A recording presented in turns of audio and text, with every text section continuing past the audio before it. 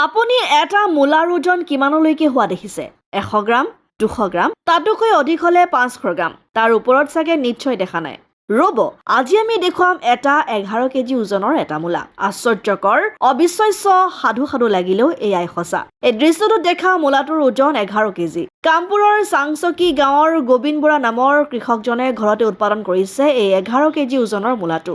জানিব পৰা মতে ঘৰুৱা কৃষি পদ্ধতিৰে জৈৱিক সাৰ প্ৰয়োগ কৰি কৃষি কৰ্ম কৰে কৃষকজনে। ইয়াৰ উপৰি 6-8 কেজিকৈ হোৱা প্ৰায় 11টা মূলা উৎপাদন কৰিছে জৈৱিক কৃষি পদ্ধতিৰে। উল্লেখ্য যে গুৱাহাটী IIT কেন্দ্ৰই কামপুৰত অনুষ্ঠিত কৰা কৃষি প্ৰশিক্ষণ কেন্দ্ৰত প্ৰদৰ্শনী ৰূপে স্থান লাভ কৰে এই মূলাটোৱে। 11 কেজি। 11 কেজি। এইটো ক'ত উৎপাদন হৈছে? জৈৱিক সাৰ প্ৰয়োগ কৰি মোৰ নিজৰ বাৰীত মই কৰিছোঁ। ইয়াতকৈ সৰু 7 কেজি, 6 কেজি, 5 কেজি, 3 কেজি এনেকৈ প্ৰায় 100 মূলা হৈছে আৰু ইয়ে আটাইতকৈ ডাঙৰ মূলা। এইটো কেই কেজি হ'ব? 11 কেজি। 11 কেজি। এতিয়া ইয়াক ক'লৈ লৈ গৈ আছে? ইয়াত মই লৈছোঁ আজিৰ পৰা আমাৰ কামপুৰ কলেজত গুৱাহাটী IIT বিশেষজ্ঞসকলে আহি এটা কৃষি প্ৰশিক্ষণ দিব।